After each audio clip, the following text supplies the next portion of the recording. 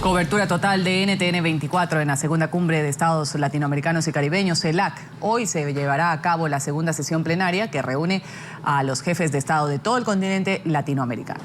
La cita, que pretende reforzar los lazos democráticos en la región, tiene como sede a Cuba, una nación gobernada por un régimen desde hace más de 50 años. Y hoy el protagonista es Costa Rica, país que va a recibir en las próximas horas la presidencia pro tempore de este organismo y será la sede del encuentro del próximo año. NTN 24 está con los protagonistas de la noticia. Nuestro enviado especial a La Habana está con la presidenta de Costa Rica, Laura Chinchilla. Juan Carlos Aguirre, un buen día para ti, adelante. Cobertura especial de NTN 24 desde La Habana, Cuba, en el marco de esta segunda cumbre de Estados Latinoamericanos y Caribeños. Me encuentro en compañía de la presidenta de Costa Rica, Laura Chinchilla. Gracias por estar con nosotros para toda Latinoamérica, los Estados Unidos y el Caribe. Obviamente la pregunta para empezar esta entrevista tiene que ser la responsabilidad que tiene Costa Rica, más allá de Laura Chinchilla, porque sabemos que le quedan 3 meses de gobierno, pero sí a Costa Rica de presidir esta cumbre, que para algunos es bastante cuestionada, pero más allá de eso es respetada. Sí, claro, ciertamente tenemos un reto enorme como país por delante, especialmente porque tenemos que reconocer que las dos cumbres anteriores o las dos presidencias anteriores, tanto la de Chile durante el año 2012 como la de Cuba durante el año 2013, fueron presidencias que marcaron muy positivamente el avance de esta cumbre, de manera que nos dejan un estándar alto, pero Costa Rica va a poner lo mejor de sí para procurar lo que es fundamental, lo que caracteriza en particular a la cumbre de la CELAC o a la CELAC, que es el diálogo político entre las naciones que la conforman. Este diálogo político, y creo que de las cumbres que he podido estar, de las asambleas de la OEA que he podido estar, creo que nunca había escuchado tanto nombrar esa derecha o izquierda y derecha para acá, que se confrontan, pero están en el diálogo. Pero ¿cómo lograr entonces una verdadera unidad, no solamente en el discurso, sino también en el trabajo? Porque hay gente que dice, bueno, hay tantas cumbres, hay tantos discursos, pero nada pasa en lo tangible a veces. Bueno, no, yo creo que tenemos que reconocer que ya solo el hecho de que haya respeto en las relaciones entre las naciones de alguna manera tiende a disminuir la existencia de conflictos que a veces afectan a los pueblos, desde conflictos fronterizos, conflictos comerciales y hasta políticos. Y todo eso, aunque no sea tan tangible, y yo entiendo desde ese punto de vista a veces a la población y a la ciudadanía que dice, pero en concreto, ¿qué consiguieron? A veces los resultados no son tan tangibles, pero sí hay resultados.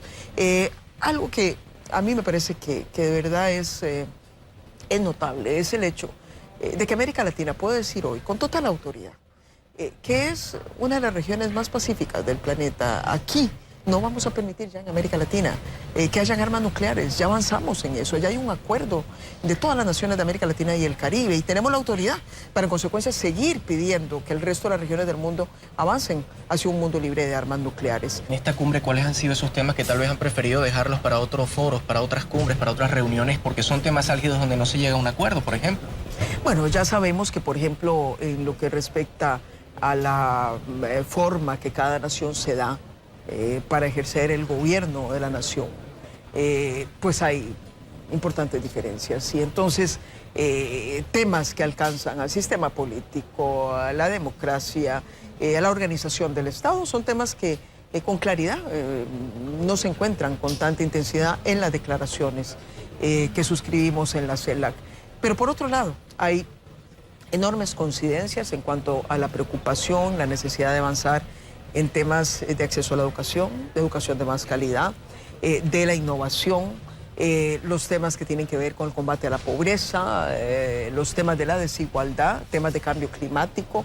En todos esos temas tenemos importantes consensos y sobre esos temas son los que estamos avanzando. Cuando se habla de cómo se llevan obviamente a cabo los gobiernos, cómo deciden manejar sus países, hablamos obviamente de Cuba. Para algunos ha sido bastante criticada esta cumbre porque dicen o no entienden a veces cómo es posible que países democráticamente gobernados y electos, además de sus mandatarios, estén siendo presididos durante esta semana por un gobierno que para muchos es dictatorial.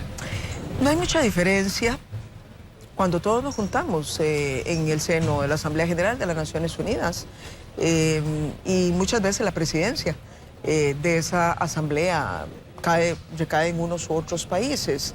De manera que aquí lo que básicamente hay que entender es que las cosas pueden empeorar aún más cuando por el hecho de que hayan diferencias a nivel de la forma en que cada Estado o nación conduce sus asuntos, le agregamos además la carencia de diálogo entre las naciones. Y lo que pretende la cumbre de CELAC es precisamente buscar los espacios de armonía, avanzar en esos, por encima, digamos, de algunas de las diferencias que podamos tener unos y otros estados. Algunos dirán que son diálogos, digamos, entre presidentes. ¿Por qué no llamarlo así, entre cúpulas? Pero ¿qué pasa con el diálogo entre un gobernante y el pueblo? Insisto, porque, por ejemplo, hablábamos con Guillermo Fariñas en alguna oportunidad y él aseguraba que le pedía a los presidentes democráticos no asistir a esta reunión porque de una u otra forma estaban traicionando la lucha democrática que un sector de Cuba lleva. Bueno, vamos a ver, yo procuro, en lo que a mí respecta, tratar de dialogar con los distintos sectores de mi país y cada presidente tiene su estilo de ejercicio del poder. Nosotros no venimos acá a pretender dictarle al otro país o a la otra nación cómo resolver algunos de esos asuntos internos, ni tampoco nosotros estaríamos dispuestos que nos impongan algunos modelos. Costa Rica ha optado por un estilo de conducción de asuntos de los cuales nos sentimos bien y hay un consenso nacional. De manera que esos son temas que hay que resolver en el seno de cada una de las naciones. Costa Rica, eso sí, y eso es una cosa importante, tampoco claudica en seguir promoviendo una serie de valores que tienen que ver con derechos humanos, con paz y democracia en los foros internacionales que están hechos para eso. Habla de derechos humanos. ¿Qué pasa cuando a veces por los gobiernos que puedan existir, no hablemos solamente de Cuba, sino de los que puedan existir en Venezuela, por ejemplo, que también ha sido cuestionado, y otras naciones, se habla de violación a los derechos humanos?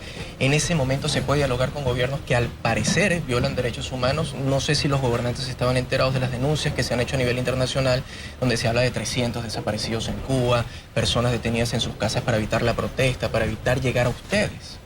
Por supuesto que un estado como Costa Rica, un país como Costa Rica, que tiene una de las democracias más sólidas de la América Latina, el país, como ha sido reconocido por Reporteros Sin Fronteras, que más respeta la libertad de prensa, uno de las sociedades más sólidas en cuanto al respeto a los derechos humanos, pues siempre aspirará a que el mundo avance en esa dirección. ¿Puede existir en este momento una definición de lo que es la nueva América Latina y en marco de esa definición lo que significa la democracia para América Latina? Bueno,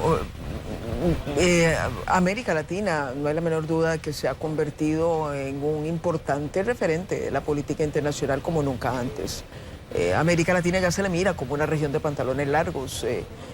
Recordemos, por ejemplo, que hace un año estábamos en Santiago de Chile, cumpliendo un doble propósito, no solamente atendiendo a la CELAC, sino a la cumbre entre Europa y América Latina. Y yo no recuerdo una cumbre convocada desde América Latina en donde estuviesen los principales jefes de Estado de Europa.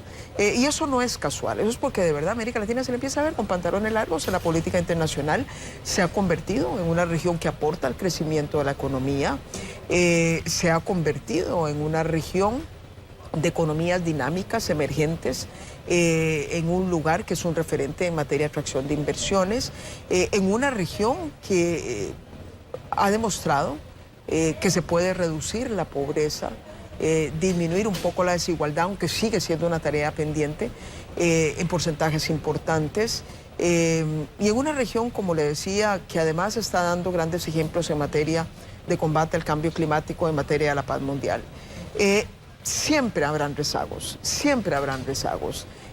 Ninguna región del mundo, ni en África, ni en Asia, ni en la misma Europa, usted va a encontrar que todas las naciones avanzan con estándares de excelencia, todas las naciones de esa región al mismo tiempo, pero en todas esas regiones existen foros como el que existe aquí en América Latina, en donde procuran mejorar el diálogo. Siguiendo el discurso de gran cantidad de países que conforman la CELAC, ¿qué tan culpa tiene Estados Unidos de los problemas de la región, sobre todo en materia de unidad?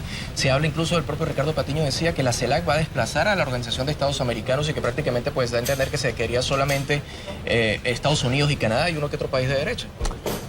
Bueno, de la perspectiva de naciones como Costa Rica, y sé que esta visión la comparten una gran mayoría de las naciones que conforman la CELAC, no hay una pretensión de desplazar la OEA, lo vemos como un instrumento que complementa los esfuerzos de diálogo que tienen lugar en la OEA. En la OEA tenemos la oportunidad de dialogar con otras naciones que no están presentes en la CELAC, pero que son importantes naciones en el ámbito hemisférico. Igual existen algunos otros foros subregionales o regionales, en donde no están todos los que estamos aquí. Lo importante es ver cada mecanismo como algo que complementa no solamente los intereses de cada nación que busca estar ahí, sino también el diálogo a nivel regional. Y en esa retórica, presidente, usted se va en unos meses. ¿Cuál puede ser, por ejemplo, el legado en materia internacional, en la política extranjera que pueda manejar Costa Rica en este momento, que haya beneficiado al país en lo económico, en lo social, en lo político, y también cómo ha hecho para sortear ciertas dificultades que creo que en los últimos tiempos a usted le ha tocado la parte más fuerte con Nicaragua? A mí me ha tocado la parte más fuerte con Nicaragua, y es un tema de política internacional. Me ha tocado la parte más fuerte de la crisis de la economía internacional. Apenas me voy, empieza la economía a crecer. Pero precisamente el prestigio de Costa Rica en el plano internacional, así como en el plano económico y comercial, es lo que nos permitió poder navegar en medio de estas aguas turbulentas de estos 4 años con relativo éxito. ¿Y a qué me refiero con éxito? En estos 4 años de crisis económica internacional rompimos récords en materia de colocación de productos en el exterior, de exportaciones, rompimos récords de atracción de inversión, inversión de alta calidad, de alto valor agregado, y rompimos récords de atracción de turistas hacia Costa Rica. Eso nos permitió recuperar la media de crecimiento de la economía costarricense en comparación con los últimos 30 años. Y en materia política internacional, que es una de las áreas de mayores éxitos, considero yo, de nuestra administración, no solamente logramos afianzar las relaciones históricas con regiones como Europa, como Asia, como Estados Unidos, sino que además nos acercamos mucho más a América Latina. Costa Rica había abandonado un poco América Latina y bueno, estamos culminando con la presidencia de la CELAC, y me parece que eso habla bien de nosotros. Hemos recibido en estos 4 años a presidentes importantes para lo que Costa Rica supone, como el presidente de Estados Unidos, el presidente de la República Popular de China, el presidente de México, el primer ministro de Canadá, el presidente de Colombia, de manera que sí podemos mostrar resultados importantes en la política internacional con clara incidencia en la política local. ¿Cuál es tal vez la piedra en el zapato en esa relación internacional que no haya podido solventar? Tal vez Nicaragua. Ah, bueno, no, claro, Nicaragua. Nicaragua porque, vamos a ver, porque es un conflicto que todavía Costa Rica no entiende, porque no lo provocamos nosotros, porque no hicimos nada para merecernos una invasión como la que Nicaragua hizo hace... ¿Y por qué la hicieron? Hay que preguntarle a ellos, yo todavía no logro entenderlo, porque es que ni siquiera quisieron sentarse a dialogar con nosotros. Eso fue lo que hizo que Costa Rica recurriese primero a la OEA y después a la Corte Internacional de Justicia. Afortunadamente, hasta ahora los organismos internacionales nos han amparado y la Corte Internacional de Justicia ya ha pronunciado o ha, digamos, fallado en 3 ocasiones de manera favorable a Costa Rica. Así que confiamos en que el conflicto de fondo termine resolviéndose de manera también positiva para Costa Rica. Presidente, cuando acostumbro a terminar las entrevistas me gusta dar una frase, una palabra, un nombre que tal vez me la defina en una sola palabra, y con ella empezaría, por ejemplo, con la CELAC. Diálogo. Diálogo. Cuba. Nuestro anfitrión. Fidel Castro. Sin lugar a dudas, un ícono en la política internacional. ¿Y su hermano Raúl Castro? El hermano de ese ícono. ¿La disidencia cubana? Gente de principios sólidos que pelea por lo que cree. ¿Nicaragua? Nicaragua, nuestro vecino, un pueblo querido, desgraciadamente con un gobierno que nos ha maltratado. Eso me lleva a preguntarle a Daniel Ortega.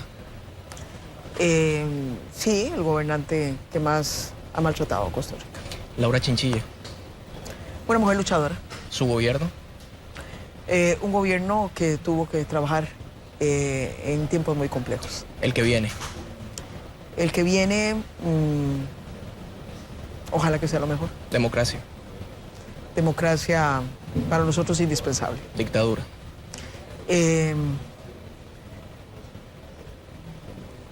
La antítesis de democracia. ¿Y derechos humanos? Indispensable para la dignidad humana. Laura Chinchilla, gracias por haber estado con Muchas nosotros gracias. para NTN 24, toda Latinoamérica, los Estados Unidos y el Caribe.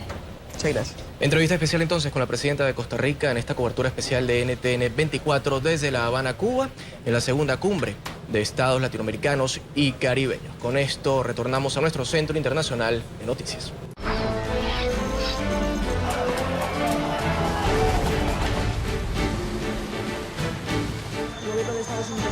La administración Obama ha entregado 3 documentos sobre su esquema de seguimiento a las comunicaciones revelado por las filtraciones y la responsabilidad de elección contratista de la que Álvarez. Las elecciones presidenciales de Venezuela, donde resultó electo mandatario de este país, Nicolás Maduro, ya que la organización no tuvo